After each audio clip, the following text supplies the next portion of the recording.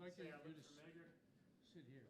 I walked into the Sioux City Journal the other day, and it was Halloween, so they had somebody that was a witch at the receptionist desk, and then they had another guy in a hobo costume, and he walked by me with my light blue tie and my flag pin, and he said, "Good costume." You're dressed like a presidential candidate. Right. Well, these guys are gonna do most of the heavy lifting. But for your first beatdown, this is the Washington Post budget for tomorrow. Clinton guns, and I know you wanna talk about guns because you're gonna be able to Sure. talk today. Washington, Hillary Clinton could be the first Democratic nominee in a long while to treat the issue of guns without fear. 800 words on this. So I guess this meeting's adjourned because the nomination process is over. How do you deal with that? I just keep going. I mean, one of the things I learned about your state long ago is that people here aren't intimidated by polls. They're not intimidated by what the pundits in Washington tell them they have to think or what the outcome's going to be. So at a time when we sometimes fear that big money's taken over our politics, the great thing about New Hampshire, and for that matter Iowa as well, is that the individual still matters. So I was leading on this issue many years ago in 2003, and then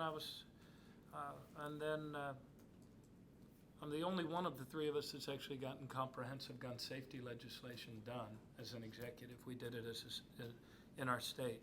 And I've challenged both Secretary Clinton and Senator Sanders to help me in forging a new consensus for some common sense gun safety legislation. So God bless her. I'm glad she's come around to my way of thinking on that, on my way of thinking on the Trans-Pacific Partnership, on my way of thinking on the Keystone. And it's a far cry from 8 years ago when President Obama said that she was trying to portray herself as Annie Oakley and exploiting the fears on the opposite side of this issue. Right.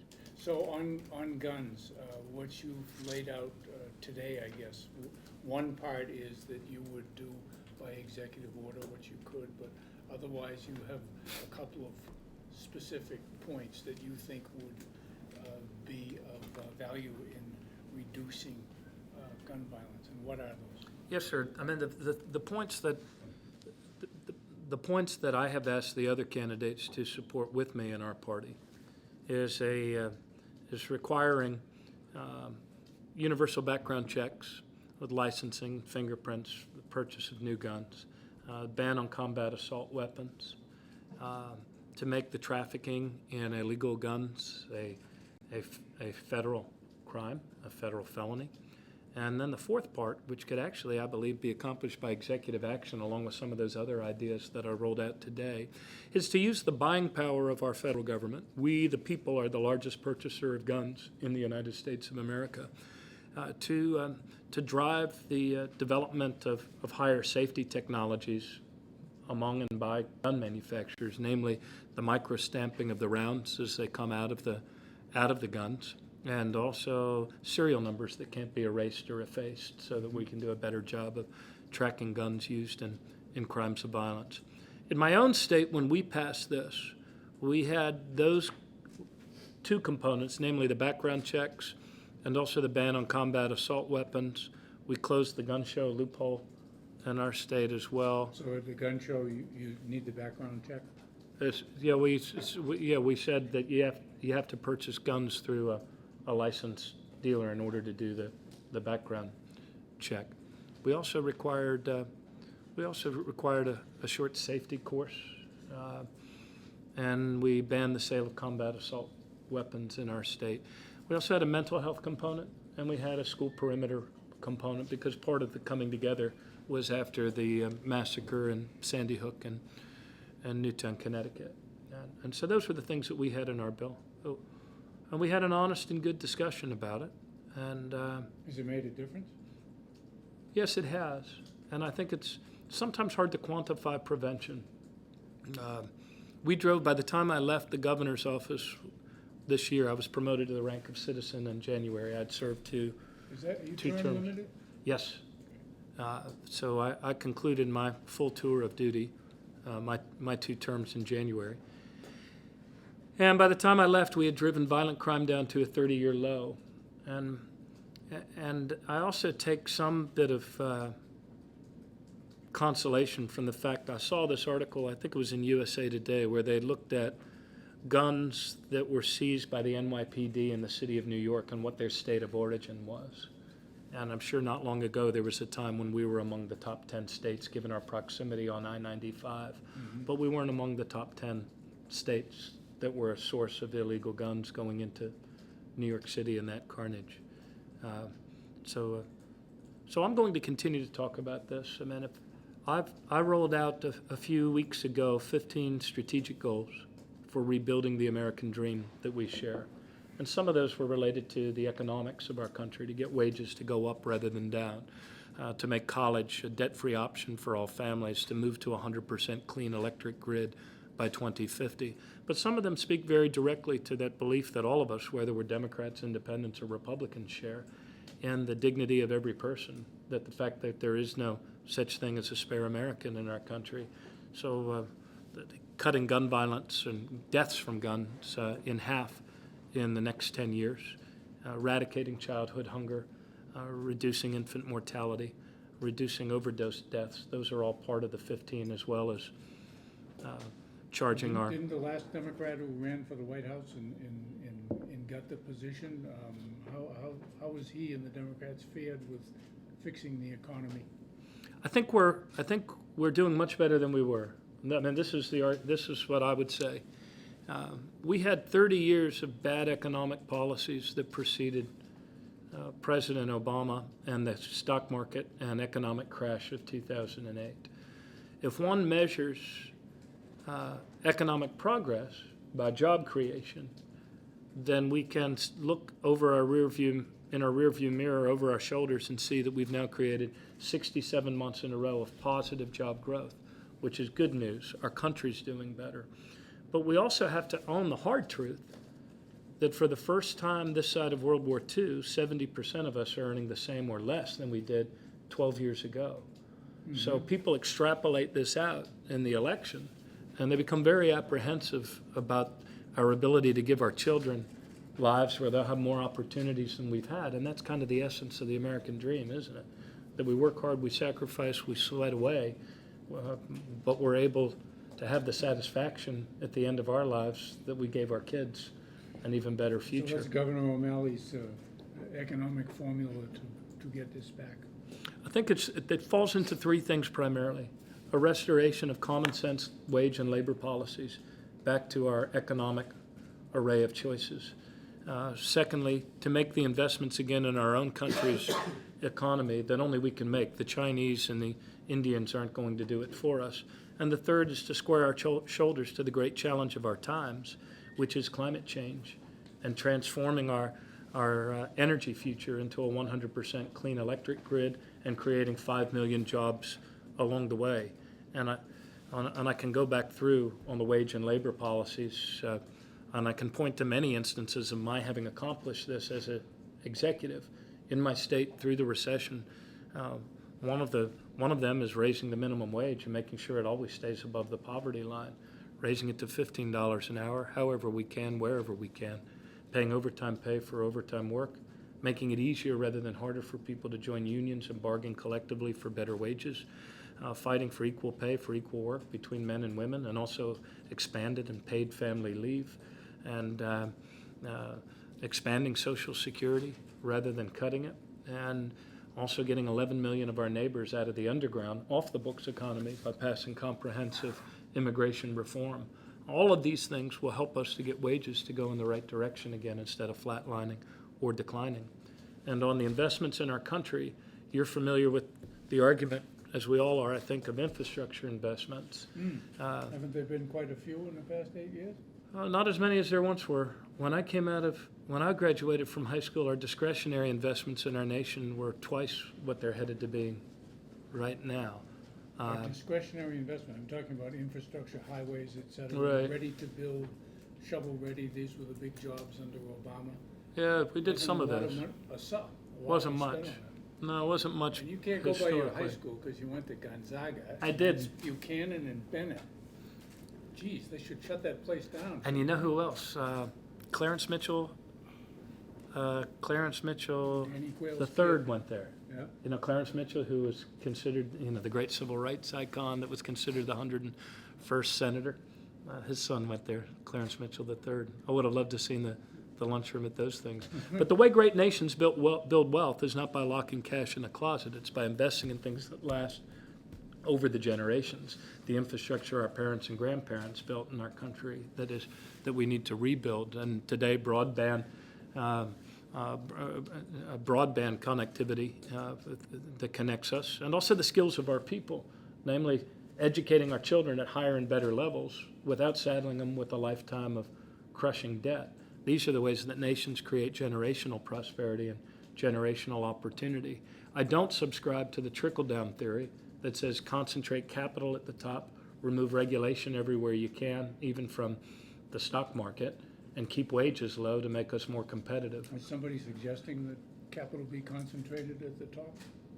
Yes, I think the manipulations and the changes to our tax code of recent years, reducing the highest marginal rates, taxing capital gains at such a much lower rate, I think all of those things have had the effect of concentrating capital at the top. Right, but my question was, do any of the Republicans subscribe to that theory? Are they saying that we want to concentrate capital at the top because it trickles down? Yeah, I think that's what their policies say. Yes. You won't find one of them that believes that there should be a higher marginal rate or we should tax capital gains the same as or closer to what we tax earnings from sweat and hard Actually, work or I think toil. Trump may be the odd man out on that.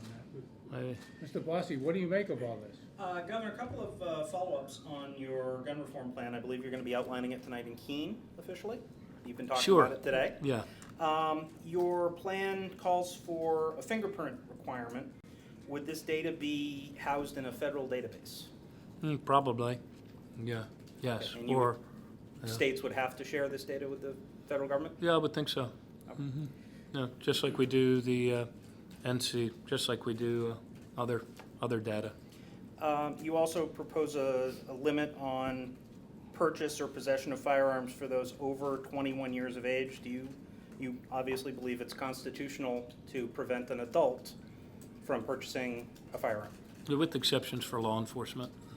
But just a law-abiding 18, 19, 20-year-old Yeah. person with a Second Amendment right, you think that the government can say you can't go buy a firearm or a hunting rifle? I do. Okay. Yeah. Just like we do with alcohol or an age to drive and some other things.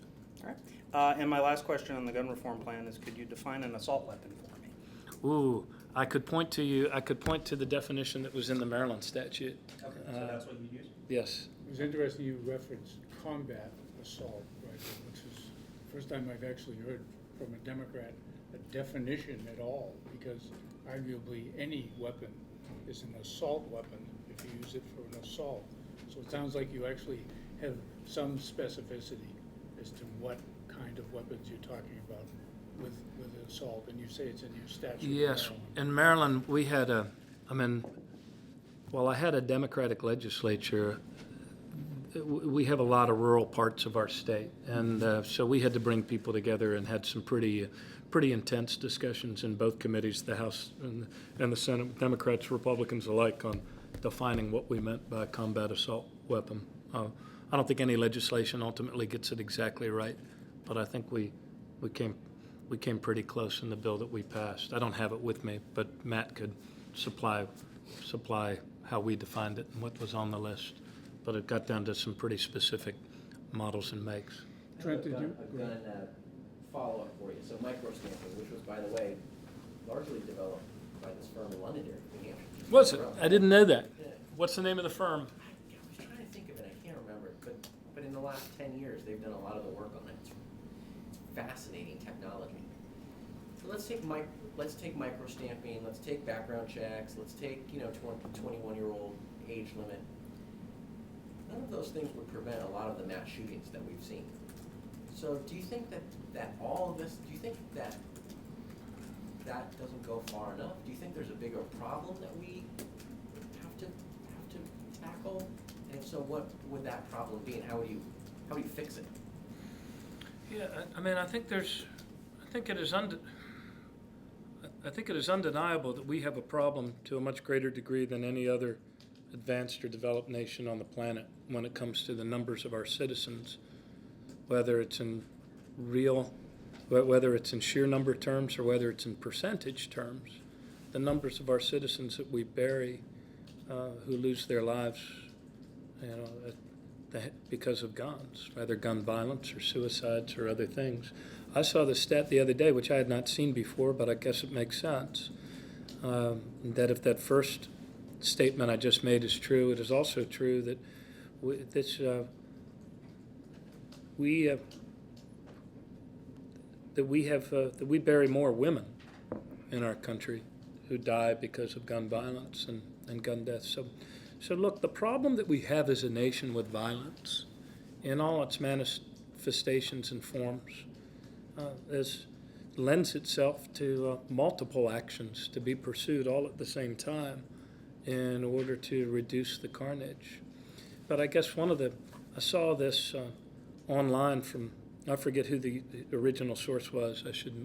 I should memorize it. But I mean, think of the lengths. There have been over 400,000 people killed with guns in our country since the attacks of September 11th.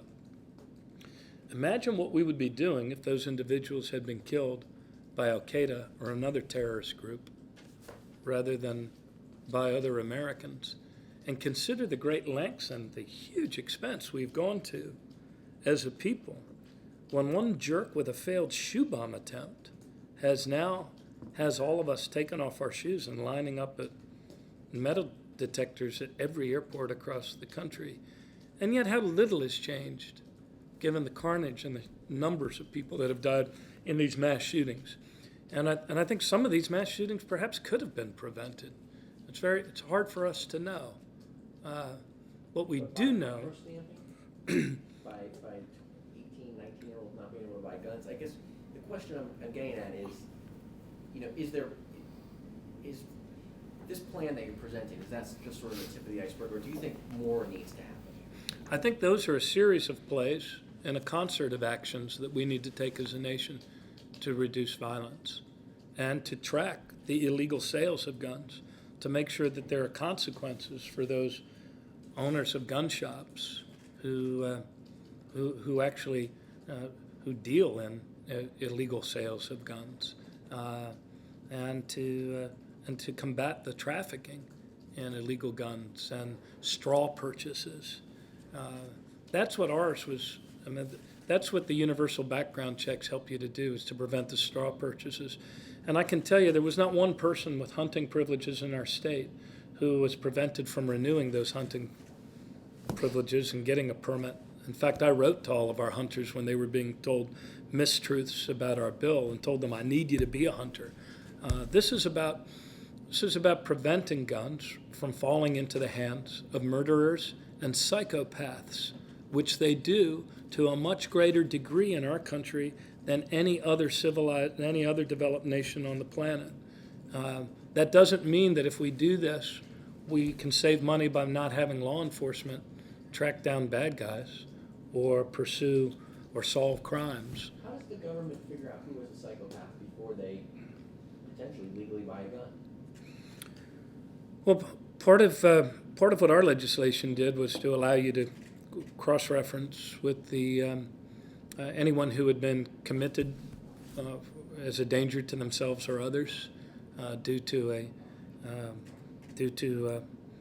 a mental health issue. Part of it is you can tell. I mean, the background check.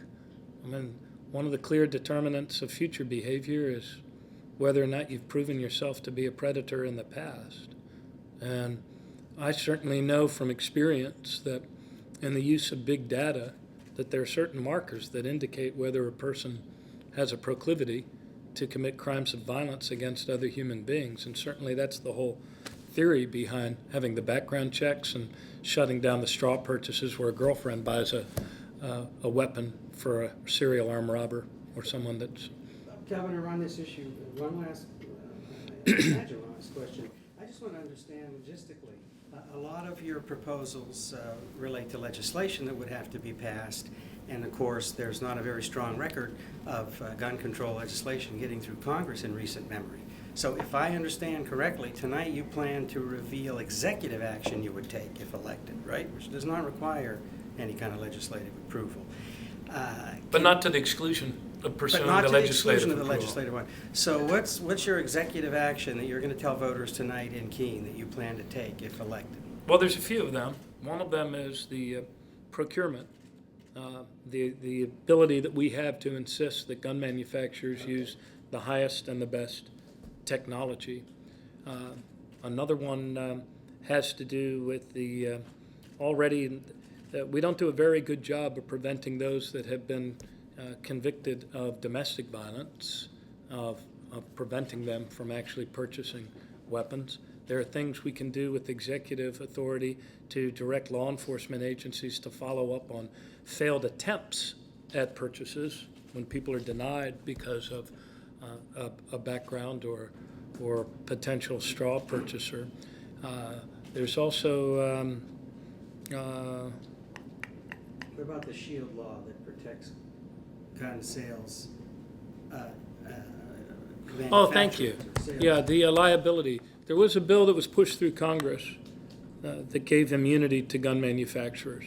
And that bill has sometimes been challenged in court, as it was with that couple that I mentioned. I don't know if you saw the Democratic debate, but there was a couple there, Lonnie and Sandy Phillips, whose daughter was murdered in the Aurora Theater shooting. And they sued. Their case was thrown out. They got slapped with court costs, $200,000 in court costs.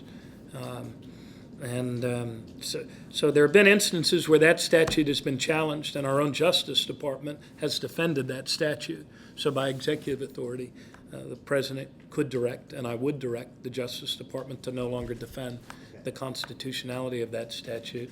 There's three more. Anybody have my iPad? Matt? The cop killing bullets. Oh, banning the sale of cop-killing bullets. There's one more. What's a cop killing bullet? The bullets that are designed to pierce armor.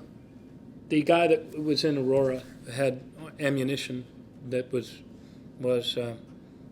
designed by our military to pierce armor of other combat assailants, and those were some of the bullets that tore through the seats and through other bodies and did the Well, maximum In carnage. that case, it wasn't a cop killing bullet, it was a theater going person bullet. Right, or designed by the military for military purposes. Right. So this is a new unveiling of action you would take unilaterally if elected today in New Hampshire. Yes, He's just trying to get a scoop. yes. Just want to make sure that I'm Yes, correct sir. on that sequencing of events. All right. Because there's a distinction between what you say you would like to accomplish legislatively, and now you're saying, and failing that, I can do this on my own, right? Yeah, I guess I never look at things as and let me be clear, I don't mean for any of these actions to be an excuse for us not to forge a new consensus, to do common sense things that the vast majority of Democrats, Republicans, and independents support, namely a ban on combat assault weapons and also universal background checks. And I intend to forge the consensus to get that done. And I did it as a governor, and it wasn't easy, and it didn't happen our first attempt. I tried to get it done in 2003. But we were eventually able to get it done. And I think there's the possibility and for us to get it done now. I think there's a growing awareness out there that we're the only nation on the planet that has this problem to the degree that we have this problem. With these numbers of American citizens dying deaths because of proliferation of guns and gun violence in our country. Governor, when you were in Baltimore as the mayor, you introduced something called city statistics? Yes, sir. Okay. And one of the Washington papers, looking at your record, determined that the homicide rate kept going up in Baltimore, but the city stats saved the city $300,000 and you had a budget surplus as a result. What is your understanding of the homicide statistics in Baltimore? Oh, I know them well. When you were mayor and subsequently? No, I know them well, and thank you for asking the question. I was when I ran for mayor of Baltimore in 1999, it wasn't because our city was doing well. It was because our city had allowed herself to become the most violent and addicted and abandoned city in America. And every year, for about the prior 20. We would bury over 300 young men, mostly young and poor and black, every year in our city. As you might imagine, nobody white or black, rich or poor, blue or green wants to stay in a city that's becoming more and more dangerous. So we suffered in the 30 years before 1999 the biggest loss of population of any major city in America, bigger even than Detroit. So in 1999, as one of the news magazines reported, our politics looked pretty grim. And there was almost an attitude in the city, last person out, turn off the lights. And it was against that backdrop that I said to my wife, you have to let me try, because I can't not try and live with myself, because I believe that if we don't do what needs to be done, our city's going to die, and there's going to be thousands of people who needlessly die violent deaths because we didn't have the nerve to try. Baltimore then is now a majority African-American city, and you might imagine as a white candidate for mayor saying, vote for me, together we're going to reduce crime. There was never a single day when we did not talk about justice and injustice, about the degree to which our legacy of race in America is intertwined with our practice of law enforcement and criminal justice, the cold shoulder we would turn to levels of death and violence and homicides like that, so long as they were not happening to people like us or in our neighborhoods. So I started that race with only 88 days to go, and one of my opponents had 90% name rec, the other had 80% name rec. And I was the first choice of a whopping 7% of my neighbors. And by the end of that campaign, we ended up winning all 6 of the council districts with 54% of the vote, and I defeated both of my African American competitors in their own council districts. And I went on to deliver what I promised people I would deliver, which was to improve policing such that if you called for 911 from a poor neighborhood, you got the same service that you would get if the police were called to a similar situation in a wealthier neighborhood, black or white. We improved policing and how we police the police, including their training, their discipline, as well as the diversity of our force. We greatly increased drug treatment dollars and investments. Even in the run-up to becoming the most addicted city in America for the prior 30 years, we hadn't opened a single drug treatment center in our city. And we also did a much better job of intervening earlier in the lives of our most vulnerable young people, who the drug dealers, quite frankly, were doing a better job of adopting than we were of protecting. And we put Baltimore on a path to achieve the biggest reduction in Part 1 crime, violence and property, of any major city in America over the next 10 years, and the 3rd largest reduction in violent crime behind only New York and Los Angeles. Homicide rate go down? And the homicide rate was driven down as well.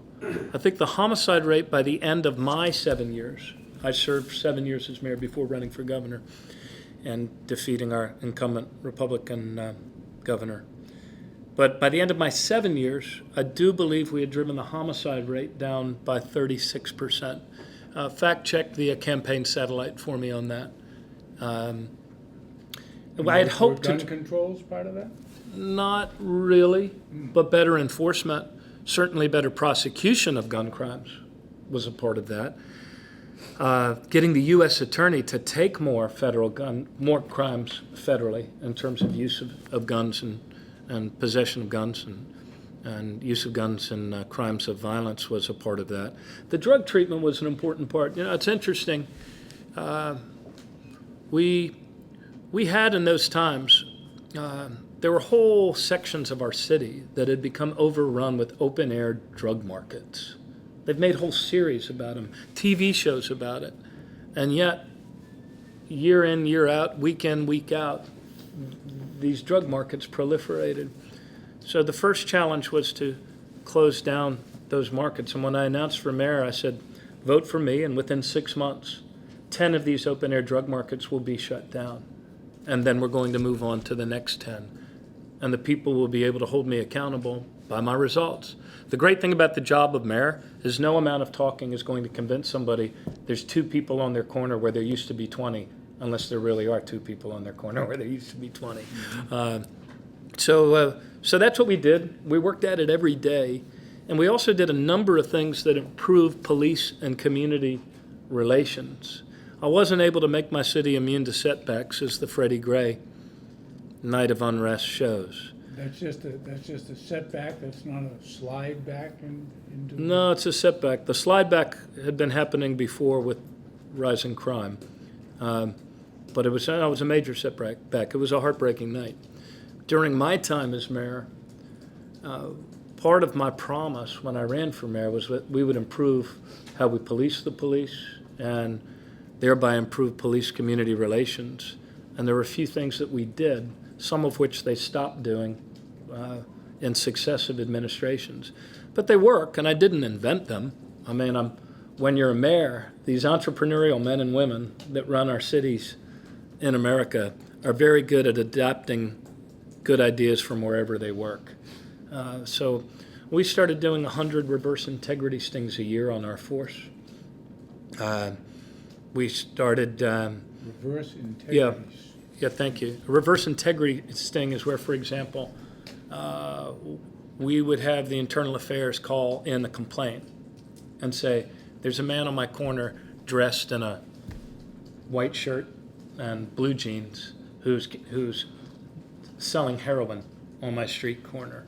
And the police would show up and there's nobody matching that description. But in an example of a failed reverse integrity sting, they would nonetheless plant some drugs on somebody that was there in order to code it out and bring somebody in. And that actually happened. And so you have to prosecute those things. Other reverse integrity stings are making sure that the police, having someone on the corner with a whole wad of cash and seeing if the police actually count the cash and submit it as evidence when they arrest the person, or whether they pocket half of the cash. So those are reverse integrity stings. We never used to do them at all. We did 100 a year, was what I promised to do, and we did. We also had a civilian review board, which we not only fully staffed, but we also gave them their own independent detectives so they could fully investigate every case. We started publishing on a regular, timely, and accurate way all of our excessive force, discourtesy complaints, so the public could see on a district-by-district basis whether we were doing any better at reducing those So what sorts of happened to all that? complaints. I mean, Baltimore does not have the positive reputation that you're Yeah. painting of when you were there. Yeah, well, And you became governor after that, so yeah, I did. And many of the things and then we did many things at the state level that continued to drive down violent crime, using big data on parole and you probation. used the city stats at the Yeah, state level. we use the performance management stuff, which we can return to.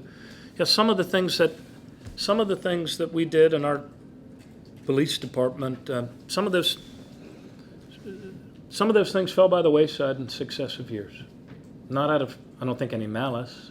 I mean, those were tough years and budget cuts, but even maintaining a healthy-sized internal affairs division comes at the expense of not having officers doing other things in the department, but you've got to do it. Let's throw you right off the cliff here in a different direction. What do you think the legal immigration numbers ought to be on an annual basis into the United States? And what are they now? Wow. You've stumped the candidate.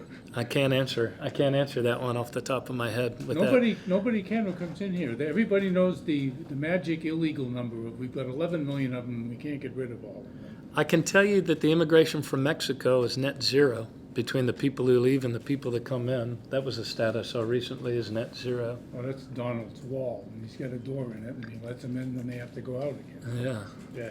We didn't talk about city stat.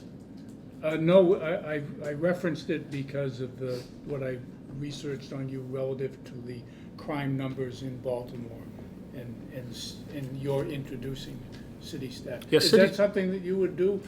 Try to do it at national level? and Yes, stuff? and let me explain in a nutshell. I first went up to New York and I saw what they were doing with policing and using geographic information systems, maps, which we all take for granted now, which was a new technology 15 years ago. And the method that they used was timely, accurate information shared by all that they would display on the maps, a rapid deployment of resources, effective tactics and strategies, and relentless follow-up. Oftentimes, most of our governments have been run through a series of I mean, most of our governments are run by the annual input. Everybody can tell you what their budget should be next year, but very rarely do people in government, in the past anyway, were they able to tell you what your government produced and whether it produced it any faster, any more effectively or efficiently than it did 2 weeks ago. So with CompStat and policing, this performance managed policing, I had seen that in action as a council person urging our city to try some of these things at work. And when our first crime consultant, Jack Maple, we would be his last project, when he came to Baltimore, I said to him, you know, we could make this go citywide. He said, you have to do it citywide. There's no way you can run a big operation unless you have something like this.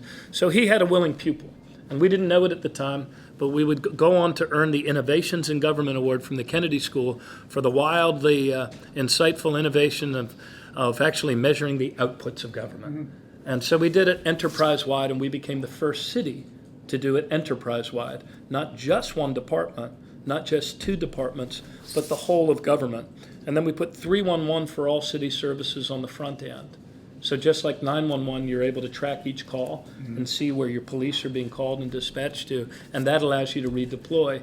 And then you have the meetings on a 14-day cycle where you bring everybody together around the table, my command staff and the departmental command staff, whether it's trash or fire or police or whoever they might be, and you look at the true numbers and you say, are we doing any better than we were before? It gives you the opportunity to lift up the leaders. And when the executive creates a system so that everybody can see the compelling scoreboard and everyone can see who the leaders are, then the organization tilts towards the leaders instead of to the slackers. And now there are cities all across the United States that have implemented this. We were the first state to do it enterprise-wide, possibly second. Chris Gregoire had something very, very like this in Washington State, which she had done before I did Maryland. But now there's a number of states, Democrats and Republicans. Oklahoma, Mary Fallon made this her lead thing. She calls it OK Stat. We called ours State Stat, and I'm looking forward to applying this to the federal level. It is the modern way of getting things done. So you're one of three now. One of three. So this gives you some airtime at these limited debates. You're going to try what the Republicans are trying and saying we should all get equal time on these things? Well, I Can think you ask nicely of the sponsor, for instance, of the debate here on December 19th? We're one of the sponsors. I would like equal time.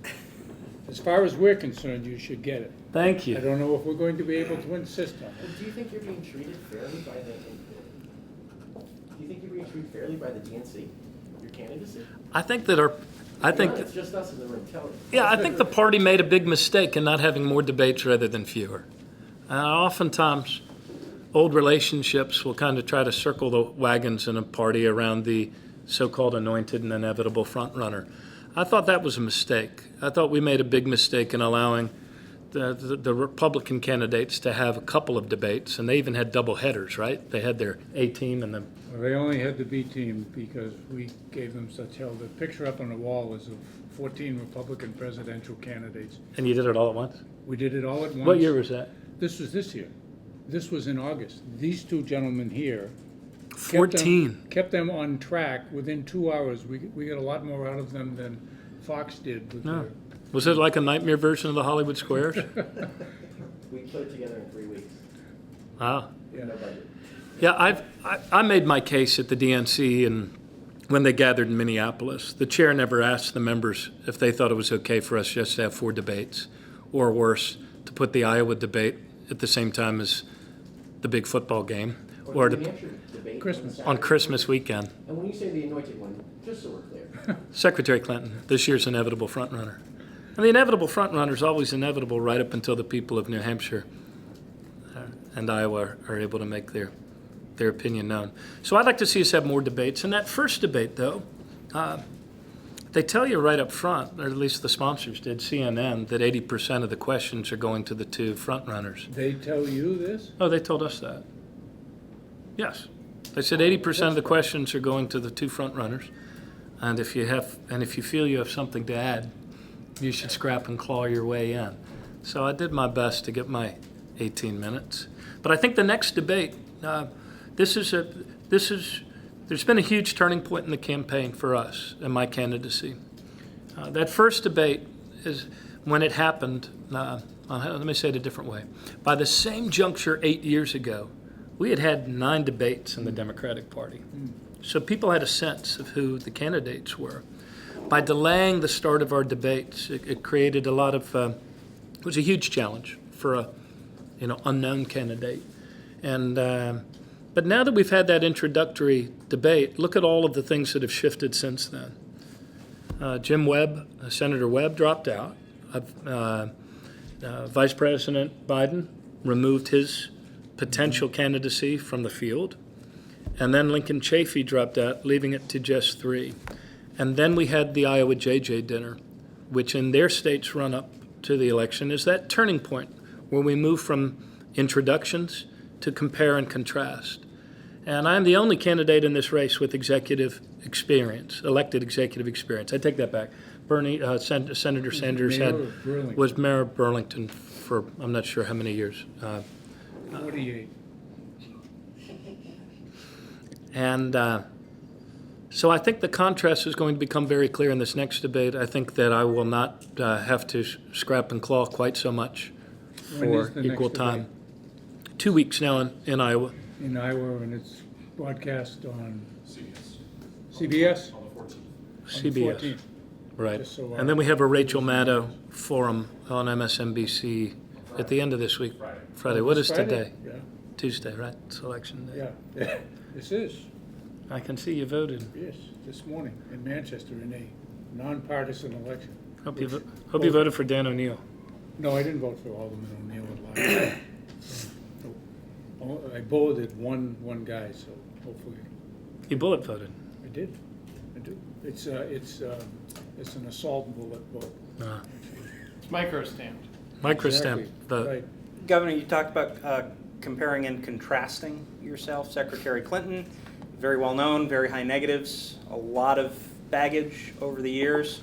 You haven't talked about her that much. Do you need to contrast yourself more if you're going to show voters you're serious about winning this time instead of just improving your position in the party for a future run? Yes, and I intend to do that. I've never run a bad race. And I was a lawyer by training. Haven't been in a courtroom for 15 years, but I know how to make an argument, and I know how to compare and contrast.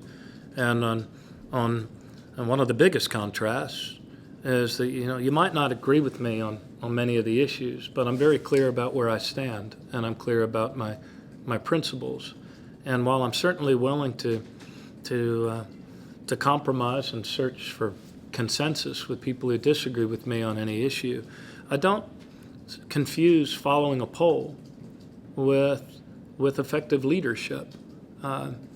In fact, I'm not very good at following the advice of pollsters. I can point to any number of issues. Some of them took us 3 times to get them done, whether it was marriage equality or the DREAM Act or modernizing our gas tax or repealing the death penalty or comprehensive gun safety legislation.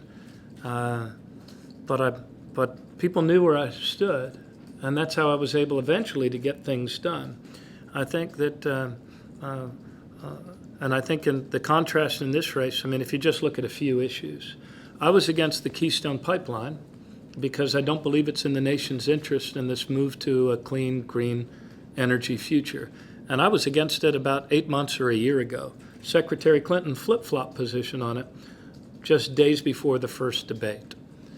Trans-Pacific Partnership, though she was one of the lead and ground floor architects of it, spoke about its importance many, many times. I was against the Trans-Pacific Partnership about a year ago. In fact, I'm opposed to secret trade deals the rest of us aren't allowed to read before Congress has to vote on them as a matter of principle. And I believe that it's bad for the United States to pursue trade deals that lower standards for workers, lower standards for the environment, and empower multinationals to sue their own government. To evade those standards. Secretary Clinton flip-flopped on the Trans-Pacific Partnership just days before. You look at this issue of guns. I'm glad that she's come around to the position that she has today on universal background checks. In 2008, she was opposed to universal background checks and any federal standards here. So Thomas Jefferson probably said it best when he said that in matters of fashion, you should swim with the current, but in matters of principle, you should stand like a rock. So will you serve as a Secretary O'Malley in the cabinet for a President Clinton? No, I'm not running for a cabinet position. I'm not running for another job. Some people even said to me, wow, must be pretty intimidating that you would actually offer your candidacy in the same year that Secretary Clinton is, because that must mean an end to your political career. My political service ended 8 or 9 months ago when I finished my second and last term as governor. So it's not about the Clintons. It's not about the O'Malleys. It's about our country. And right now what I know is that our country wants new leadership. Our country needs new leadership. And our country needs a president with the backbone to take on Wall Street, not a candidate who is proud to say, I represented Wall Street, or a candidate that's made millions and millions and millions of dollars giving talks and paid by the very same big banks that Secretary Clinton says don't need to be reined in from the very speculative behavior that could still crash our economy. So there's some clear policy differences in this race, and there's differences in terms of our experience and our track record. What I sense all across the country and what I hear in every state I've visited for the last year and a half is a yearning for two things. You hear the phrase over and over again, getting things done. We've got to find a way to talk with each other and not past each other. And we need a leader that can help us get things done again as a nation.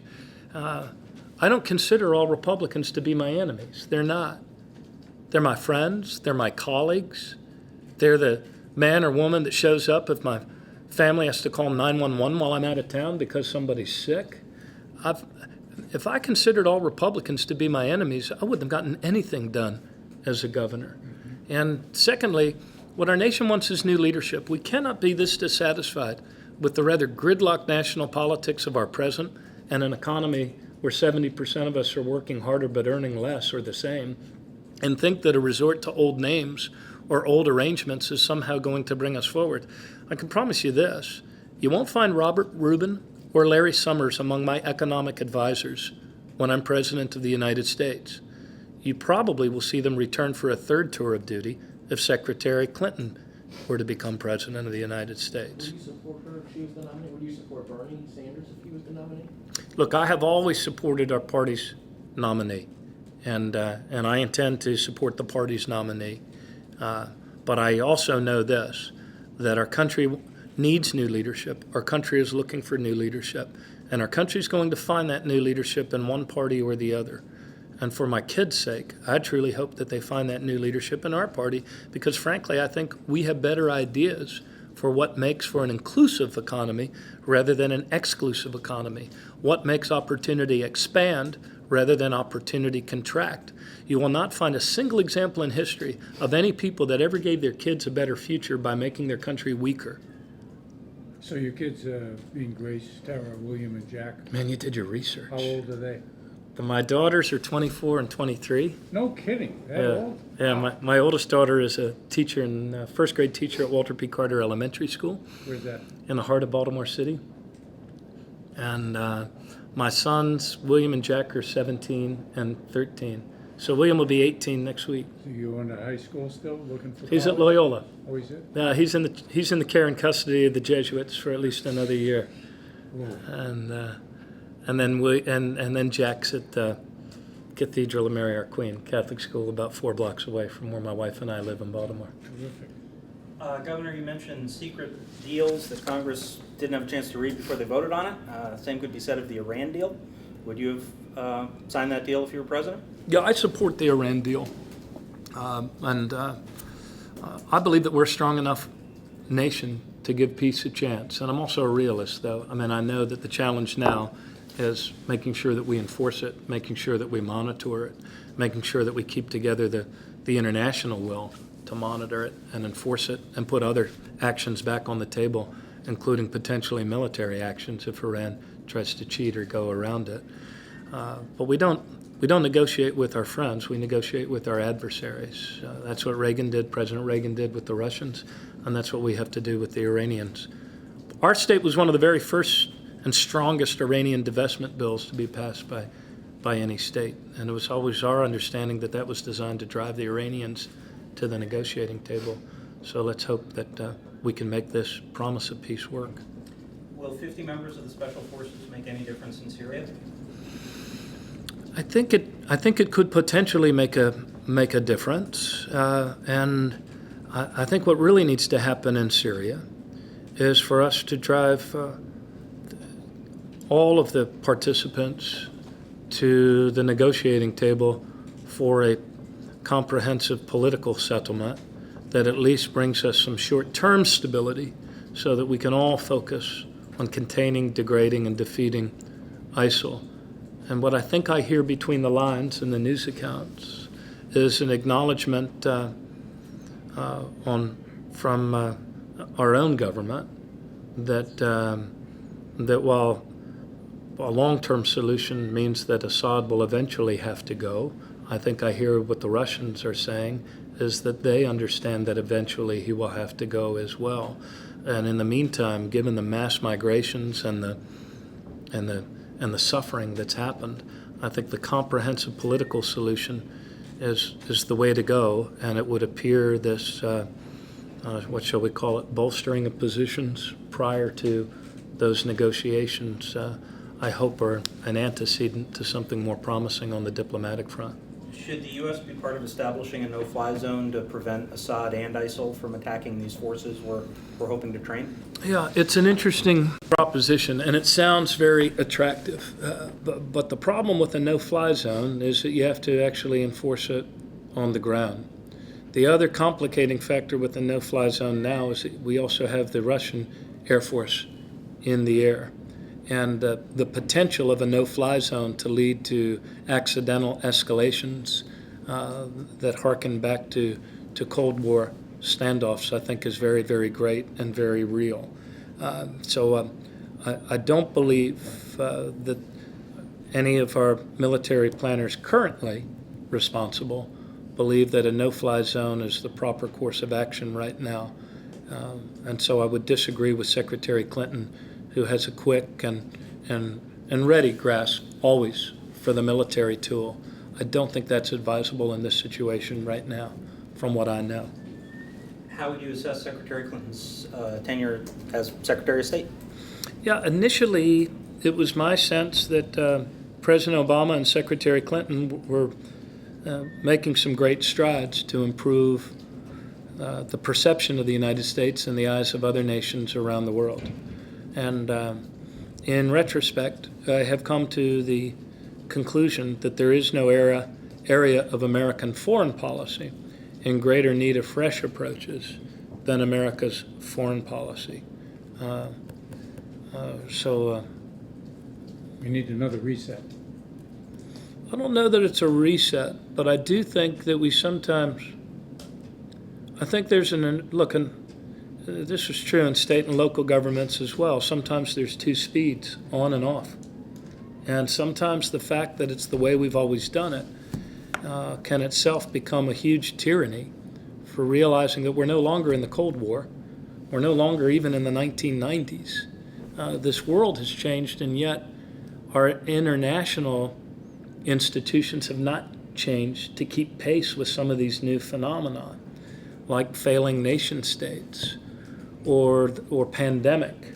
And we need as a thinking and rational and moral leader among nations, we need to create new alliances that do a much better job of identifying these threats before they rise to a level where it appears that the only options are boots on the ground, and the only option of somebody willing to pay for them is the American taxpayer or American parents who pay for it in their kids' lives. So we need to call on the other nations of this world to join in more constructive alliances of engagement for the common threats of humanity, and we need to find better ways to disentangle ourselves from some of these conflicts that are not always our fight. We are best as a nation when we act in concert and collaboration with other nations and consistent with our principles as a people. When we exercise, whether it's our military or diplomatic or economic power, contrary to those principles, our the belief we share in the dignity of every person, the belief we share in our responsibility to advance our common good, not just as Americans, but as people of this one planet, then we go astray and we're not effective, and it comes back to bite us. You sound a little like your buddy Gonzaga grad Pat Buchanan in terms of not Really? getting involved in everybody else's fight. Well, that certainly was not my intention. Anything else, Dave? Or, I'm all set. anybody? Quick follow-up, you mentioned the minimum wage of $15 an hour. Have you been Yeah. watching what's been happening in Seattle with the entry-level job market there? Is any concerns on driving teenagers and low-income people out of the job market, replacing them with iPads and computers? Not really. I think what we'll see over time, and I think Seattle has yet to ramp up, right? I mean, they have a number of years to get to 15, but in our own state, we were given the same arguments. The kids won't get jobs and it'll be awful. We haven't had that experience. We raised the minimum wage to $10.10 an hour. In 2 of our counties, we encouraged the county leaders, and they did, to raise their minimum wage to $12.80. And notwithstanding the prediction that storekeepers would close their shops and move to another state, we didn't see that happen. In fact, our state had the highest median income in the country the year I left. And I believe in the economic theory that holds that the more our workers earn, the more they spend, and the more our economy grows. When 70% of your economy is consumer demand, and 70% of your consumers are earning the same or less than they were 12 years ago, it's no wonder we have not the level of growth that all of us would aspire to. And nothing works very well in our country if wages are going down. Lots of things work well if everybody can get ahead, every quintile of earning. We had an economy like that in my parents' day. We got away from it, though, in We my had it children's before day. We shipped everything offshore. Yeah, that's a big part of it too. I think we need to stop stumbling backwards into these bad trade deals like NAFTA and the Trans-Pacific Partnership. I'm with you. I think that there's a lot about economics that we've strayed away from. One of those things is the circularity. I mean, you need to consume what you produce and produce what you consume, and do it with some greater intention, especially with regard to your own footprint as a nation. Okay. Good luck in Keene tonight. Thanks a lot. Thank you very Great much, being Steve, with you guys for on your this time. storied editorial board and publication. No It's a editorial great board. honor. We don't No, have not an editorial editorial. board. Can I say the storied publication? Yes, he writes editorials. We make Muskie cry in front of the building on occasion, Different building. downtown. Thank you, Great. Bob. Thank you very much. Thanks for the coffee. I will tell you on the way out, Muskie story. I saw his son recently came to a fundraiser. Governor, I wanted to say hi from a very good friend of mine, college, Dave Lee. Same neighborhood as your mom. Oh, how about that? Oh, that's cool. It's a small world. It is.